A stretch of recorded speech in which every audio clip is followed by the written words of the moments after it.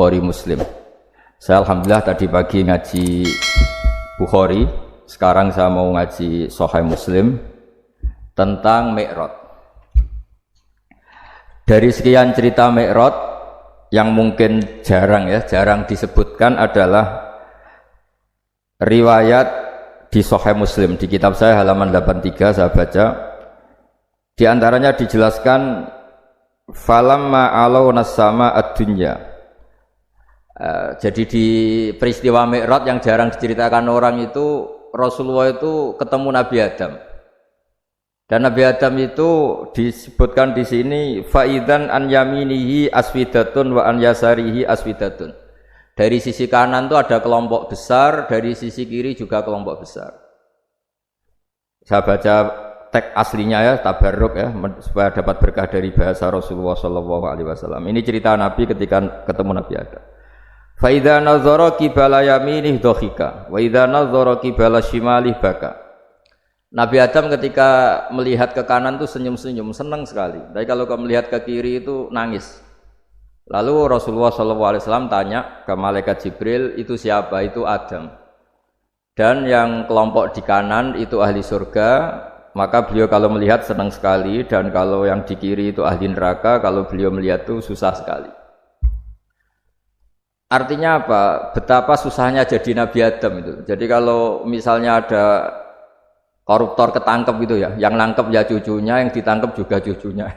Kalau kita punya anak 10 itu, terus yang satu misalnya nyuri milik temannya, milik saudaranya itu, sing naboi ya anaknya, yang ditaboi juga anaknya. Kayak apa tersiksanya seorang Nabi Adam? Karena nggak punya pilihan, pasti dari sekian kasus dolim dan mazlum, yang mendolimi maupun yang didolimi itu pasti anak cucunya. Jadi betapa susahnya seorang Nabi Adam. Jadi termasuk kearifan kita sebagai manusia itu belajar dari takdir yang kita hadapi, yaitu keterbatasan kita sebagai manusia. Kita harus bisa ngelola kegagalan, terima qadha qadar. Makanya kata Mbah Mun, abahnya Gus Yasin itu sering cerita ke saya, iman itu paling dhuwur itu iman qadha qadar, khairihi wa syarrihi minallah. Kita harus punya kesiapan iman khairihi wa syarrihi minallah, bahwa segala kebaikan, segala syar itu sudah digariskan oleh Allah Ta'ala. Kita bisa apa sebagai manusia? Jadi pertama Nabi Muhammad ketemu di as-sama'i dunya, langit paling dekat, itu ketemu Nabi Adam dengan kondisi seperti tadi. Kalau melihat ke kanan itu senyum, karena itu anak-anak beliau, turunan beliau yang ahli surga. Kalau melihat ke kiri itu nangis, karena itu cucu beliau yang ditakdir tidak jadi orang baik. Artinya kalau ada peristiwa sosial apa saja, yang satu zalim, yang satu mazlum, atau yang satu benar, yang satu salah, atau sama-sama benar tapi salah paham, itu semua adalah cucu Nabi Adam alaihis salam, dan itu membuat beliau kadang-kadang dohika, kadang-kadang senyum, kadang-kadang baka, kadang-kadang nangis. Jadi itu yang menjadikan tambahnya arifnya Rasulullah SAW. Saya teruskan. Qultu ya Jibril man hadza qala hadza Adam wa hadhil aswida an yamini wa an shimali nasamu bani fa ahlul yamin ahlul jannah wal aswida allati an shimali ahlun nar fa idza nazara qibala yamini dhahika wa idza nazara qibala shimalihi baka. Itu seperti misalnya kita punya anak 5, yang satu sukses jadi profesor doktor atau jadi orang alim, yang satu sekolah saja agak naik, misalnya sudah agak naik, entekno dunya itu nghabiskan harta itu kan. Tapi barokahnya itu mungkin kita mau jadi sombong tidak jadi gitu, karena punya anak yang nggak sukses. Mungkin barokahnya punya anak nggak sukses itu meredam keangkuhan kita, terus kita menjadi orang yang sopan dengan tetangga, dengan orang lain karena dipaksa punya hal-hal yang seperti itu. Jadi semua yang ditakdir Allah kalau kita ridho itu pasti baik. Karena ya kata yang ngarang kitab hikam itu, orang tawadhu itu kalau dinasihati pakai teks saja tidak cukup. Kalau punya utang itu tawaduk sendiri gitu. Guyonannya orang-orang kiai gitu. Ada orang sombong, supaya ada sombong kalau dia ketemu orang yang ngutangin itu pasti sopan sendiri. Jadi kalau dinasehati suruh sopan susah, tapi kalau ketemu orang yang ngutangin atau ketemu orang yang dia butuh pasti dengan sendirinya sopan sendiri. Atau ketemu orang yang menjadikan anaknya dapat pekerjaan, menjadikan keluarganya dapat job pekerjaan, pasti dia sopan sendiri karena utang jasa. Nah kalau kita pasti sopan sama orang yang ngutangi kita, yang menolong kita, apalagi dengan Allah Ta'ala yang semua yang kita pakai pasti dari Allah Ta'ala. Dengan demikian sudah keharusan kita sangat-sangat sopan pada Allah Ta'ala. Yang implementasinya dengan sujud dan dengan sholat. Itu juga yang dibawa dari hasil Mi'raj. Ini saya baca teksnya ya. Saya tadi jam 9 baca Bukhari di Kudus sama beberapa habaib, alhamdulillah. Sekarang saya teruskan dengan Sahih Muslim. Termasuk kitab 6 yang paling dipakai ahli sunnah itu Al-Kutubus Sittah, yang paling pokok itu adalah Bukhari Muslim. Terus kemudian naik-naik terus ketemu Marartu bi Musa alaihi salam. Ini nabinya Bani Israel. Saya kemudian ketemu dengan Nabi Musa alaihi salam. Nabi Musa itu nabinya Bani Israel. Jadi orang Bani Israel itu bawaannya itu protes. Protes itu komplain. Ketika makomnya beliau dilewati Rasulullah SAW, kelas beliau sebagai nabi, beliau nangis. Ketika nangis ditanya, "Ma yubkika, kenapa engkau nangis ya Musa?" Terus ini saya baca supaya seperti teksnya. Kata Nabi Musa, "Rabbi hadza ghulamun ba'astahu ba'di, yadkhulu min ummatihi al-jannata aktsaru mimma yadkhulu min ummati." Ini lelaki atau nabi junior, nabi yang datangnya setelah saya, mestinya senior saya. Tapi nabi ini sukses, umatnya lebih banyak masuk surga ketimbang saya. Ini yang bikin saya nangis. Jadi pikirannya Nabi Musa kalau beliau senior, beliau lebih dulu ya umatnya lebih banyak masuk surga. Ternyata enggak, masih banyak umatnya Rasulullah SAW. Dan ini gaya beliau yang suka protes itu berkah karena protesnya orang soleh. Saya ulang lagi, apa-apa kalau dilakukan orang soleh itu pasti barokah. Ketika Rasulullah dapat perintah 50 sholat, itu Nabi Ibrahim pertama yang dilewati karena di langit paling atas dibanding nabi-nabi yang lain. Itu Nabi Ibrahim diam karena beliau tidak punya tradisi protes. Semua nabi diam karena Allah memerintahkan pasti sudah bagus lah, sudah diukur kekuatan hambanya. Tapi ketika Nabi Musa, beliau orang pertama komplain. Dapat apa kamu ya Muhammad? Dapat 100 sholat, dapat 50 sholat. Apa komentar Nabi Musa? Umat saya lebih gagah-gagah, lebih keren-keren. Pernah saya uji itu tidak ada yang mampu, apalagi umat kamu. Maka kamu mintalah keringanan. Fas'alhut takhfif, kamu harus minta keringanan. Masyhur itu riwayat itu. Kemudian Nabi minta keringanan sama Allah dipotong hanya 5. 5 masih 45, dipotong lagi 5 masih 40 sampai 9 kali pemotongan. Akhirnya jadi 5 sholat. Itu satu menjadi pelajaran bahwa hubungan dengan Allah Ta'ala itu tidak perlu malu. Karena Allah itu suka kalau dimintain. Mestinya kan dipotong 5 minta lagi sungkan, dipotong lagi 5 minta lagi sungkan, tapi ternyata berkali-kali. Bahkan ketika sudah 5 itu Nabi Musa masih bilang, "Ya Muhammad minta lagi keringanan." Jadi kalau itu dikabulkan itu jadi tidak ada sholat itu kalau 5 masih minta. Nah, sampai Rasulullah itu tanya ke Jibril, "Ya Jibril, bagaimana dengan gaya komplainnya Nabi Musa?" Hiddah itu sering komplain. Jawabnya malaikat Jibril, "Ya roh hiddata." Allah tahu betul tentang komplainnya Musa dan Allah senang. Ya karena bawaan beliau begitu. Ini penting saya utarakan bahwa dalam Islam itu orang yang lemah lembut, yang samahah, Awwahun halim kayak Nabi Ibrahim itu juga Allah suka. Yang suka komplain tapi demi hak bukan demi konflik. Saya ulang lagi, demi hak bukan demi konflik juga Allah suka. Itu kita menjadi dapat sholat yang hanya 5 itu barokahnya komplainnya Nabi Musa. Karena kita yang lemah ini diukur dengan umat beliau yang kuat, ternyata umat beliau tidak kuat. Barokahnya tidak kuat itu dipakai tolak ukur, apalagi umatmu ya Muhammad. Kemudian itu yang menjadikan Nabi sebagai orang yang sangat tawadhu karena yang merintahkan itu senior. Meskipun kita tahu Nabi Muhammad itu Sayyidul Awwalin wal Akhirin, tapi secara lahir, secara jusmani beliau lahir paling belakang. Dan secara lahir juga beliau Nabi paling terakhir. Jadi secara hukum adab beliau harus sopan. Tentu sopan itu jadi panutan kita. Meskipun kita tahu hakikat beliau adalah Sayyidul Awwalin wal Akhirin. Secara hakikat. Nanti kita bicara lebih jauh tentang jusmani dan ruhani. Nah akhirnya keturutan sampai 5 sholat yang kita lakukan sekarang itu barokahnya komplainnya Nabi Musa. Banyak di cerita-cerita kitab hadis. Ketika Nabi Musa ngaji sama Nabi Khidir, itu komplainnya Nabi Musa menjadi fikih yang luar biasa, kata kitab Ibnu Hajar Al-Asqalani Fathul Bari. Ketika beliau ngaji sama Nabi Khidir, kemudian Nabi Khidir itu dipinjemin perahu sama masyarakat. Sudah dipinjemin karena beliau majanan ya, dikasih gratis. Tapi di tengah-tengah perjalanan perahunya itu dilubangi. Nabi Musa komplain, akhirat tahal itu khriqo ahla, masa kamu lubangin padahal kamu naik, nanti gimana, kamu sudah pinjem, nggak bayar, masih ngerusak lagi, itu apa-apaan.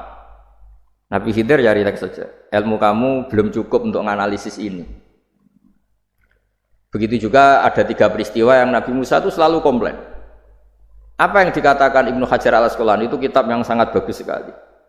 Justru dengan protes itu Nabi Musa punya kelas di atas Nabi Khidir, karena orang nggak boleh sukut alal mungkar, karena secara fikih orang itu tidak boleh mendiamkan sesuatu yang buruk. Kita tahu dalam aturan fikih di antara kewajiban kita adalah ingkarul mungkar, mengingkari sesuatu yang memang harus diingkari. Ya meskipun tentu tidak dengan sikap destruktif yang merusak dan apa, tapi yang nggak baik tentu kita ingkari.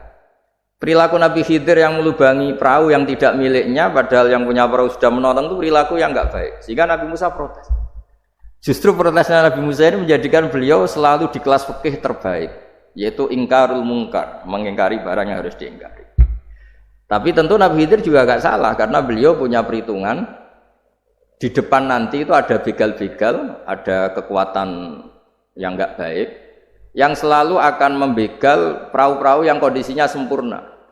Nabi Khidir punya perhitungan, kalau ibarat mobil ini spionnya kok nggak dipecah, nggak diambil, itu termasuk mobil bagus, pasti digarong. Tapi gara-gara spionnya dipecah dulu sama Nabi Khidir, terus depannya dilumuri apa supaya agak menarik, ini selamat. Jadi perhitungannya Nabi Khidir, wa kana wara'ahum maliku ya'khudhu kulla safinatin ghusba. Di beberapa tafsir diartikan safinah ay sholihah, karena di depannya nanti akan ketemu orang-orang yang dolim yang selalu ngambil perahu-perahu yang bagus. Caranya gimana supaya perahu itu gak diambil? Ya karena mereka hanya ngambil yang bagus, ya dirusak dulu supaya gak bagus. Kalau ya gak bagus nanti lolos dari garong tadi, dari pengambilan secara dolim tadi. Jadi Nabi Khidir gak salah karena ada visi seperti itu.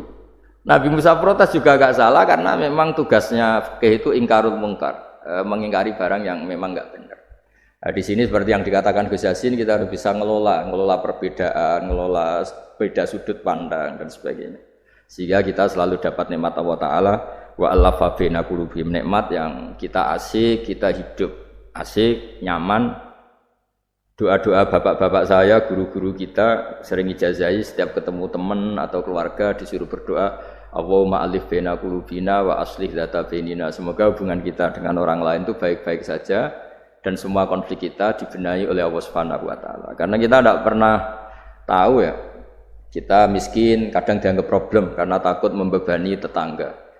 Tapi kita kaya juga kadang dianggap problem karena orang lain takut kalah dengan kita. Kita tidak pernah tahu cara pandang orang lain. Jadi kadang-kadang kita menang gitu, sama yang senang dikira kita pemikir serius gitu. Tapi sama yang nggak senang dikira kita merengut. Kita guyon, kata yang senang itu luar biasa. Kita dianggap orang yang ceria. Bagi yang nggak senang dianggap arogan. Jadi kita tidak pernah bisa ngelola pikiran orang lain. Nah, barokahnya rahmat Allah yang tidak terbatas kita seperti ini.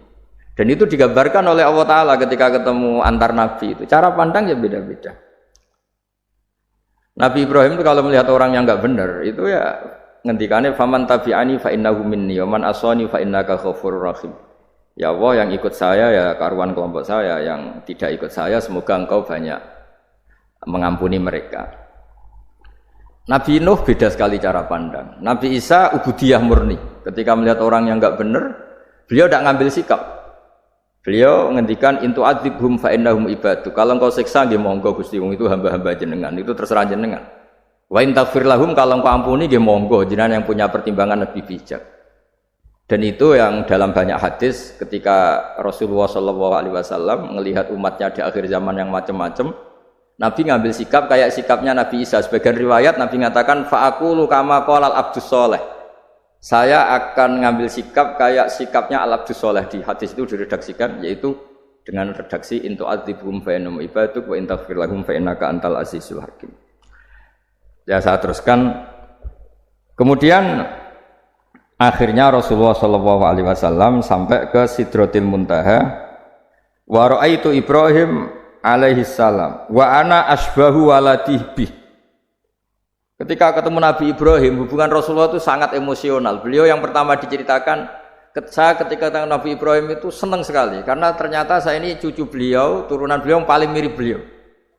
Jadi ini unik, dari sekian peristiwa besar, peristiwa langit, kemudian Nabi ada hubungan emosional yang luar biasa ketika ketemu Nabi Ibrahim. Pertama yang dikatakan Nabi, wa ana asbahu waladihi, saya adalah cucu yang paling mirip beliau. Dan ini kita tahu akhirnya di semua syariat kita istilah resminya itu anit tabi millata Ibrahim hanifah. Di istilah resmi agama kita millata abikum Ibrahim, agama leluhur kamu Ibrahim. Kita ketika baca sholawat Allahumma sholli ala sayyidina Muhammad, terusannya juga kama shollaita ala sayyidina Ibrahim wa ala ali Ibrahim. Dan seterusnya dan seterusnya. Kemudian yang terakhir saya cerita secara akidah Ahlussunnah wal Jamaah yang dianut oleh Imam Asy'ari dan Maturidi. Meskipun secara lahir itu Nabi mengalami pertemuan dengan Allah di Sidratil Muntaha, tapi tetap saja kita cara pandang bahwa Allah Ta'ala itu mukhalafatul hawadis. Allah tidak bisa kamu andekan di satu tempat terus mengalami hal-hal yang kita alami sebagai makhluk. Sebab itu sirinya kenapa di surat Isra dimulai dari subhanalladzi, Allah tetap maha suci. Maha suci itu artinya terbebas dari yang kita alami. Allah selalu mukhalafatul hawadis. Allah la yahtaju ila makarin, Allah tidak butuh tempat, Allah tidak butuh waktu, Allah tidak butuh semua. Karena Allah itu qayyum, Allah itu qiyamuhu bi nafsihi, berdiri sendiri. Allah tidak butuh aras, Allah tidak butuh kursi. Tapi eksistensi kursi yang butuh Allah. Allah tidak butuh aras, tidak butuh kursi, tidak butuh langit, semuanya itu berdiri karena Allah, bukan sebaliknya Allah berdiri di atas semuanya. Sehingga kita mulai kecil diajari Allah itu siapa? Al-Qayyum, kalau bahasa kita qiyamuhu bi nafsi, selalu berdiri sendiri, dan Allah itu Al-Ghaniyul Mutlaq, enggak butuh yang lain. Di sini pentingnya selalu Nabi ngendikan subhanallah subhanallah, wiridanya tetap Allah itu maha suci, Allah maha besar, Allah maha agung, dan keagungannya diantara ditandai dia punya sifat yang tidak sifat kita. Dia punya keabadian yang tidak bisa kita miliki. Dia punya semuanya yang tidak kita miliki. Itu sebab itu dimulai subhanalladzi asra bi abdi lailam minal masjidil haram. Jadi kata subhana ini maha suci itu maha suci dari tempat, dari waktu, dari apa saja. Meskipun Allah punya adat, punya sunnah memperlakukan hambanya itu dengan logika atau bayangan yang dibayangkan seorang hambanya. Sehingga seakan-akan kita ini ya ketemu, seakan-akan kita bisa ini melihat. Sehingga di surga disebut kita ini melihat Allah. Tapi semua ahli sunnah mengatakan, tapi kamu melihat Allah itu tetap saja bila kaifin walan khisorin, tidak bisa terus menciri. Ciri itu bisa membatasi sifatnya Allah itu begini-begini, tidak bisa. Tetap Allah itu la tudrikul absar wa huwa yudrikul absar. Tapi kita bisa disebut melihat dengan kemakhlukan kita yang profan. Di surga disebut melihat, tapi bukan melihat yang kayak kita melihat antar makhluk yang terus bisa apa itu cerita detail, cerita spesifik, cerita apa, tidak bisa. Tetap la tudrikul absar. Ini hebatnya ulama-ulama kita, selalu cerita Mi'raj, cerita nazar ila wa fil jannah, melihat Allah di surga, tapi bersamaan dengan itu selalu cerita Allah itu mukhalafatul hawadis, Allah itu laisa kamislihi syai'un. Jadi terima kasih Gajang utamanya pada Gus Yasin dan yang membantu semuanya. Barokahnya kita ketemu bisa ngaji, supaya barokah saya baca teks aslinya di Hadisil Isra, karena tadi saya jam 9 sudah baca Bukhari. Ini supaya dapat berkah, saya ini baca Sahih Muslim. Sekian dan semoga barokah. Assalamualaikum warahmatullahi wabarakatuh.